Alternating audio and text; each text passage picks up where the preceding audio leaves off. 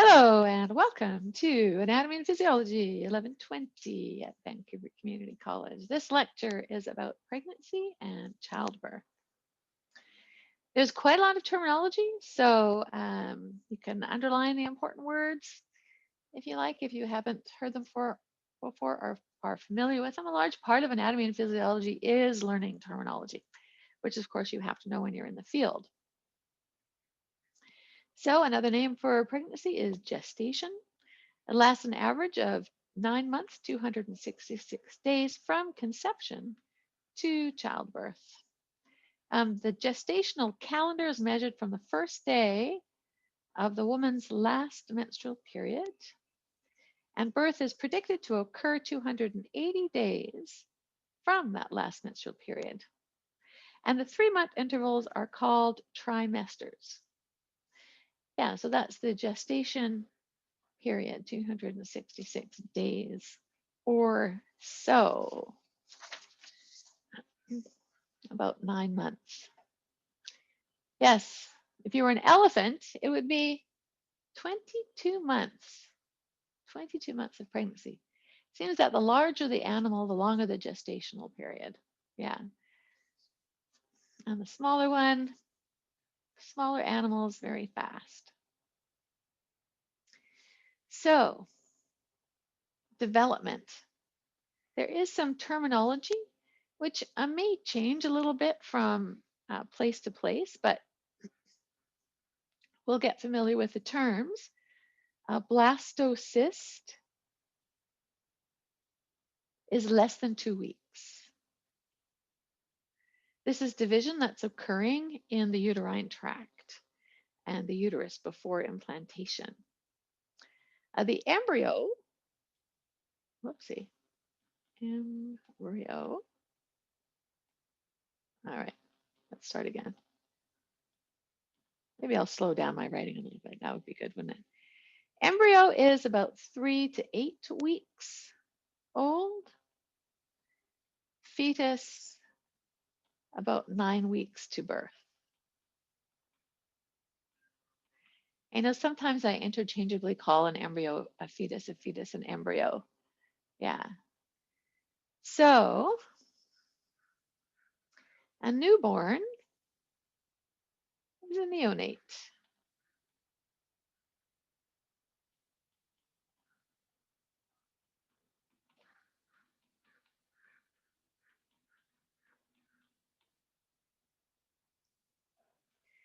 Initially, the first cell mass that's developed, the blastocyst, has an inner cell mass and an outer cell mass. And it's very important because the inner cell mass is a developing embryo, but the outer cell mass is a trophoblast.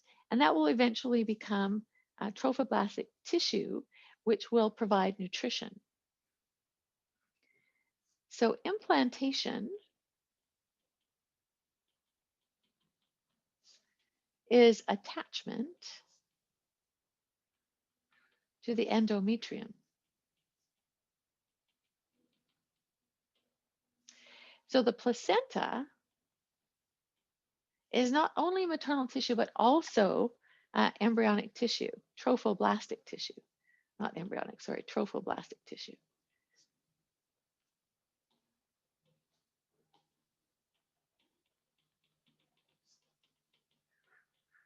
Trophoblastic tissue and maternal tissue.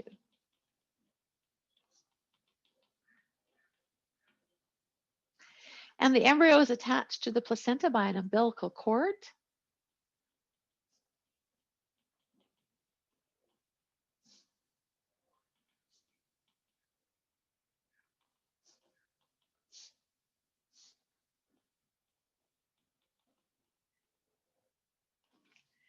And floats in amniotic fluid.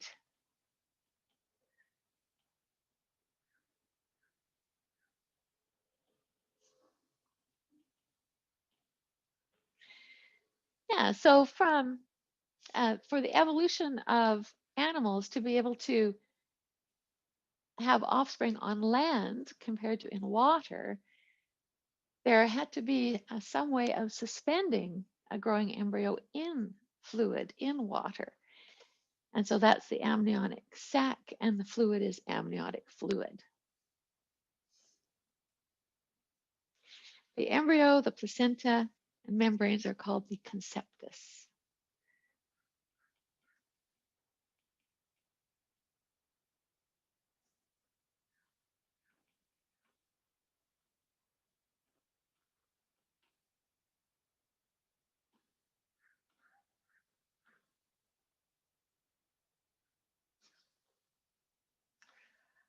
As you can imagine, there's a lot of hormonal control over pregnancy.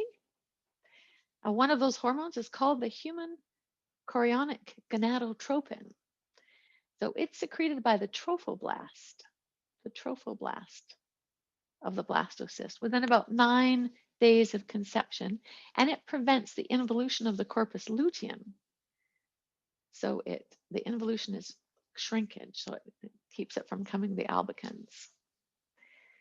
Estrogens increase to 30 times before birth, and the corpus luteum is the source for the first 12 weeks until the placenta takes over.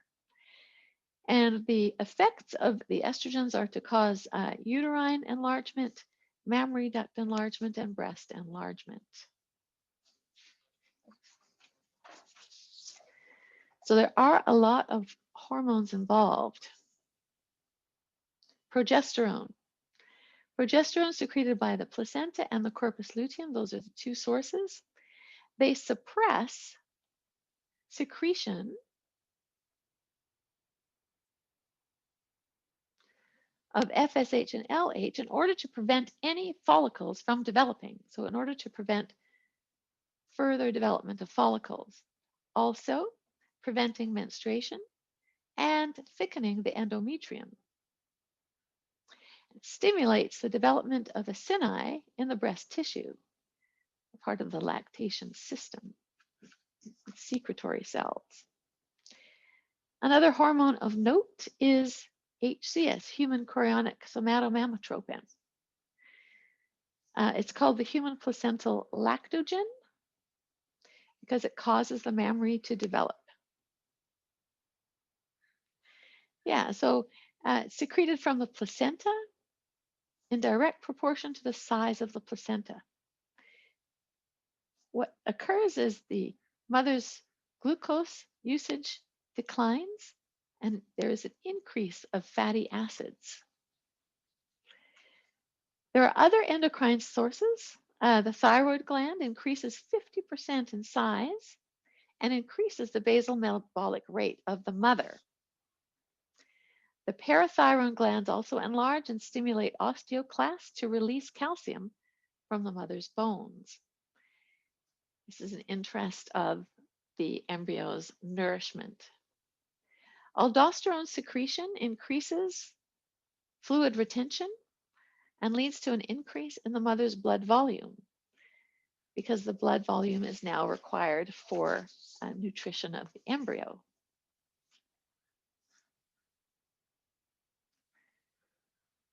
So here's a sequence weeks after the beginning of the last menstrual period up to 40 weeks. Ovulation occurred here. HCG increased and declined again. Estradiol, that's the estrogen, goes up. Progesterone also increases till parturition. What are some adjustments to pregnancy? As you can imagine, pregnancy results in changes in the organs that are surrounding the area, surrounding the uterus. So I'm going to make some notes about that. Adjustments.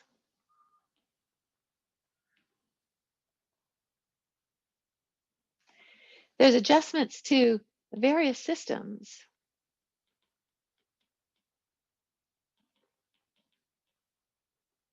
The digestive system,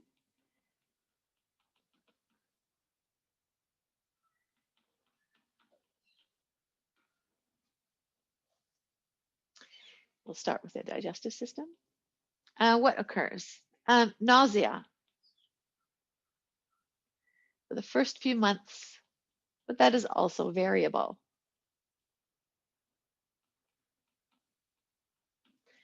There can be constipation and heartburn, and that's due to a decrease in intestinal mobility and pressure on the stomach.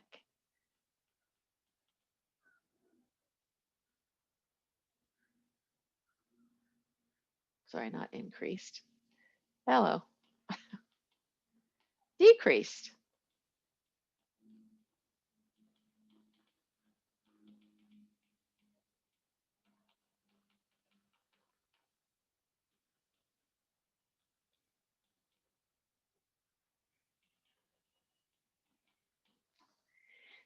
The basal metabolic rate increases and may stimulate appetite.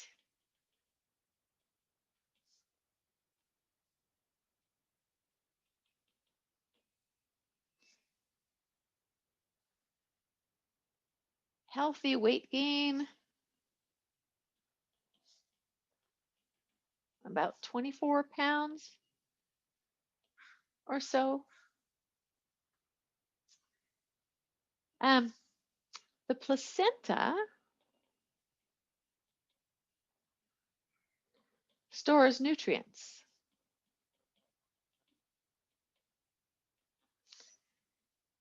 Because there is a high demand.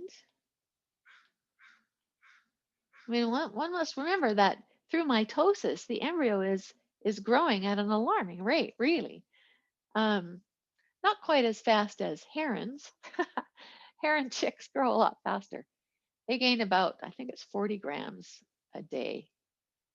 So they go to be from 50 grams to like 2.5 kilograms in 8 weeks. So that would be like you and I becoming full size when we're 4 years old.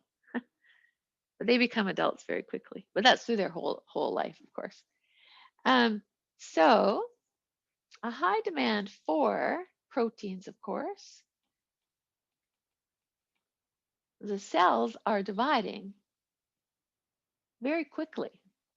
New cells forming, and the new cells require nutrients. This all requires a lot of energy and a lot of nutrients. So protein, iron, calcium, and phosphates. What's growing? Well, of course, all the tissue, bone, muscle. Supplemental vitamin K reduces the risk of neonatal hemorrhages.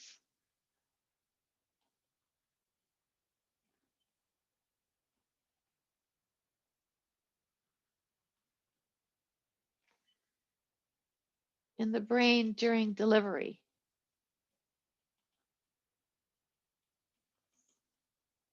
Although I don't know the exact mechanism of that. Early supplemental folic acid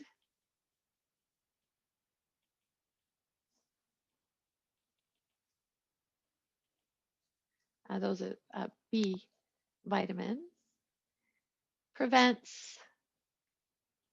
can prevent neurological disorders.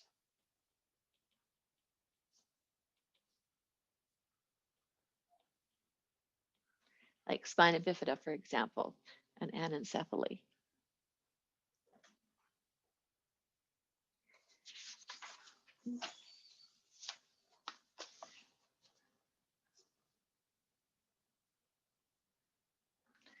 What happens to the mother's blood volume? It rises 30% due to fluid retention and hemopoiesis, which is red blood cell production.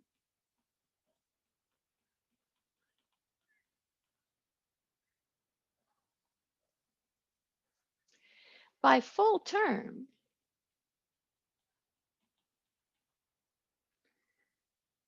The placenta requires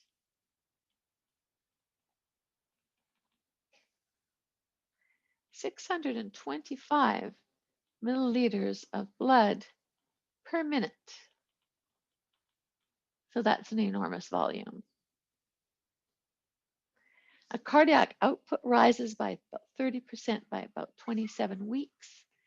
There can be pressure on the pelvic blood vessels that can produce hemorrhoids and varicose veins. Minute respiratory ventilation increases about 50%. So normal ventilation is about 5 to 8 liters per minute, about 12 with light activity, go up greatly with heavy activity, of course. So why should that be? Demands of the fetus and a higher maternal metabolic rate.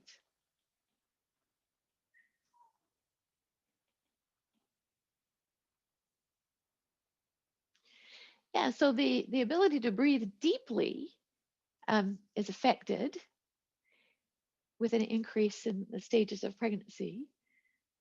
And so the respiration rate will increase. Increases.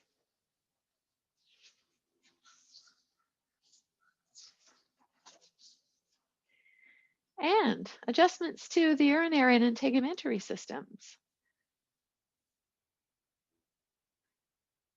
Aldosterone, a hormone, and the other steroids, estrogens, and progesterone of pregnancy promote salt and water retention. Glomerular filtration rate, that happens in the kidneys, increases by about 50%. Output is elevated. That's enabling the mother to dispose of additional metabolic waste. Bladder compression. So the uterus is above the bladder, so the bladder gets compressed considerably. Leads to frequent urination. The skin must grow, of course, with pregnancy. So there can be some dermal stretching.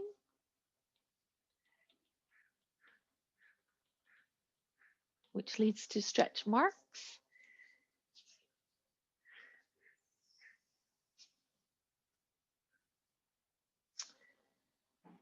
Okay.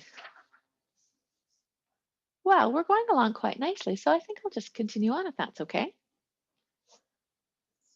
To childbirth and uterine contractility.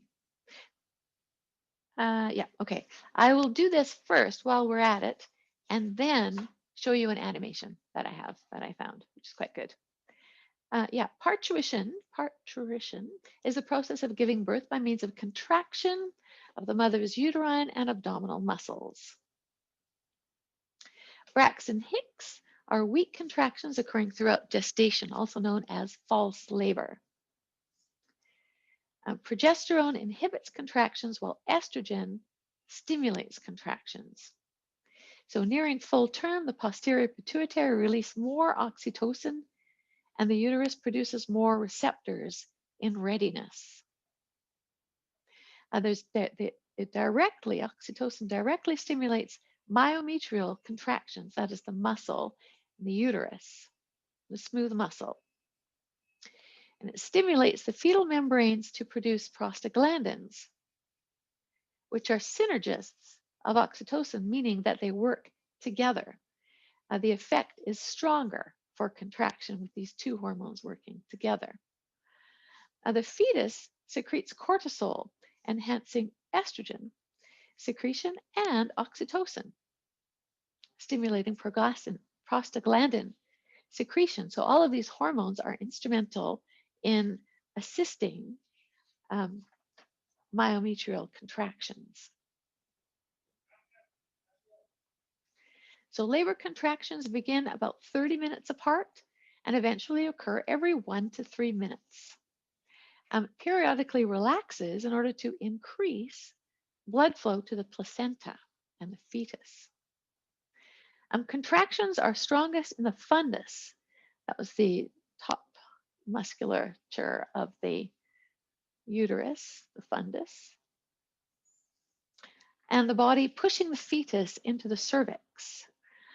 It's a self-amplifying cycle of stretching and contracting. So part of the uterus contracts and part relaxes in order that the baby can progress and out of the cervix. It's a positive feedback cycle. Cervical stretching increases oxytocin secretion, which increases uterine contraction, which increases cervical stretching. Sorry, I need a little bit of liquid here.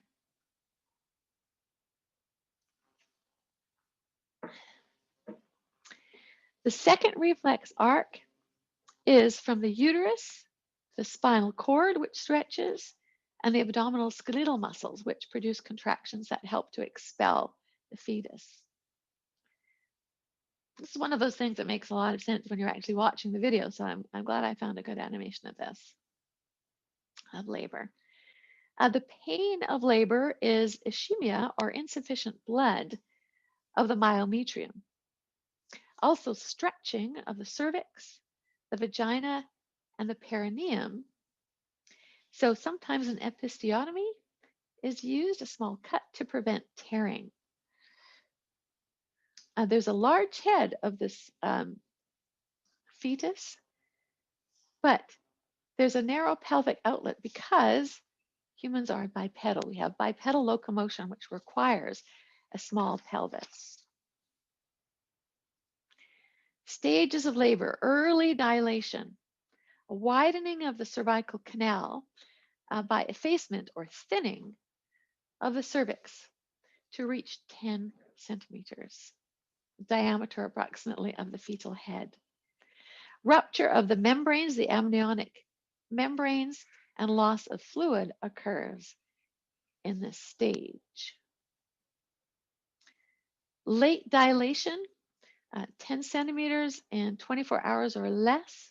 In primipara, those are first-time mothers, and as little as a few minutes in multipara, or females that have had offspring before. The expulsion stage is the time from the baby's head entering the vagina until delivery. It may last up to 30 minutes, approximately. The Valsalva maneuver helps to expel the fetus. That is holding your breath while contracting abdominal muscles.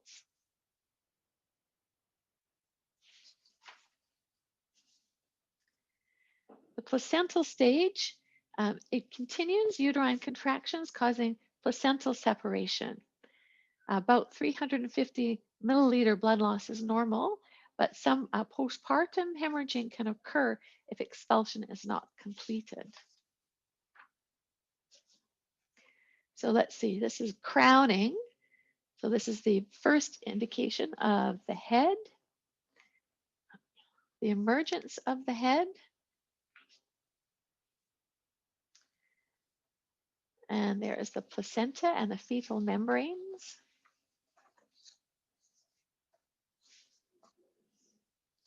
The first 6 weeks after delivery, puerperium, the mother's anatomy and physiology returns to normal at various rates depending on the individual. There's shrinkage of the uterus, that's known as involution. Pre-gavid weight in about 4 weeks or so. It's accomplished by autolysis by lysosomal enzymes. So those are enzymes that digest the tissue within the body. It creates a vaginal discharge called lochia. Breastfeeding promotes involution. of the uterus, suppresses estrogen secretion, and stimulates oxytocin, which causes myometrial contraction and discharge of the lochia. The mammary glands develop. Lactation is the synthesis and ejection of milk from mammary glands. High estrogen levels during pregnancy causes the ducts to grow and branch. And progesterone stimulates the budding and development of acini. Those are bulbs of cells at the ends of the ducts, the secretory cells.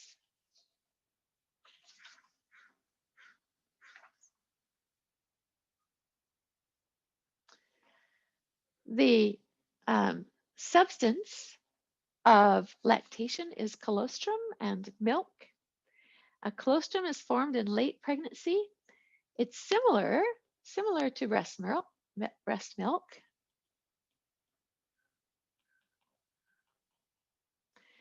but contains less fat.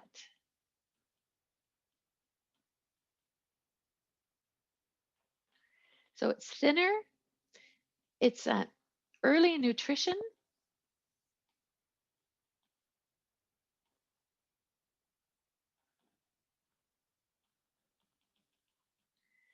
For about 1 to 3 days after birth.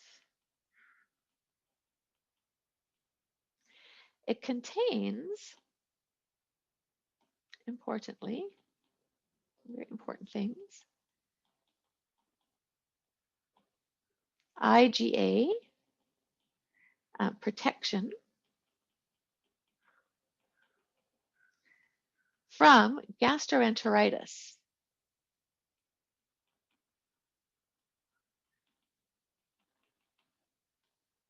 So newborn, of course, is inundated with food through the digestive system instead of through exchange of blood in the placenta with maternal blood. So it's quite a big change for a newborn. So that's why there can be inflammation of the intestines. Maria, the colostrum comes in, sorry. Yeah, carry on. Colostrum is for 3 to 5 days. It's 3 to 5 days before milk comes down. 3 to 5 days, all right. I blame the textbook. Thank you. Prolactin. Prolactin is a hormone that begins 5 weeks into pregnancy. By full term,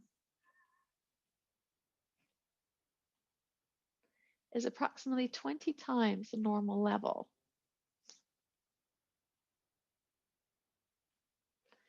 But it is suppressed by other hormones until birth.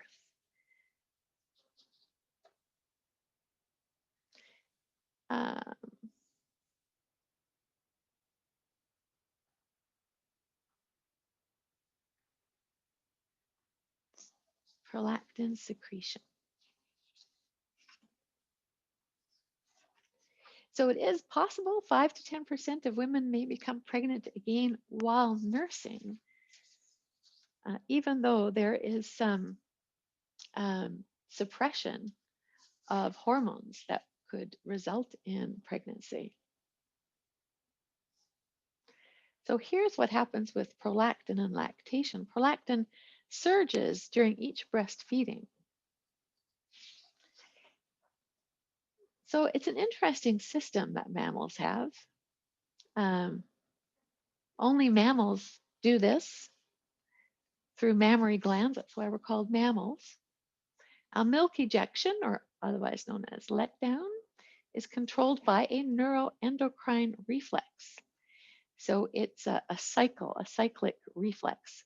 An infant is suckling the nipple, which is loaded with sensory receptors, and that stimulates the sensory neurons to the hypothalamus and posterior pituitary to release oxytocin, and oxytocin stimulates the myoepithelial cells. And these cells surround each acinus. And they're packed with actin. Actin is a contractile protein, the same one that you have in muscles. So it contracts like smooth muscle to squeeze milk into a duct, and the milk flow can begin within 30 to 60 seconds after suckling begins. Breast milk is good. Cow's milk is not a good substitute for human milk. There's a third less lactose, but 3 times as much protein. It's harder to digest, and there's more nitrogenous waste, which can result in diaper rash.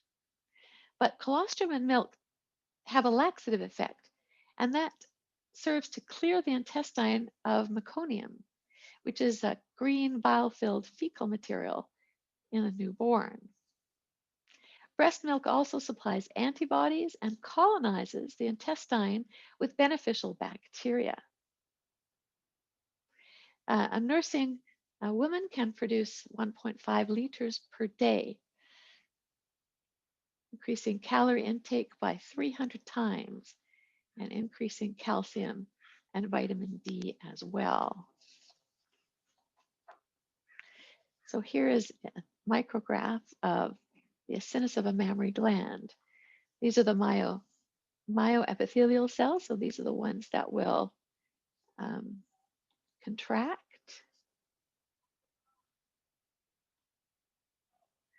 And secretory cells.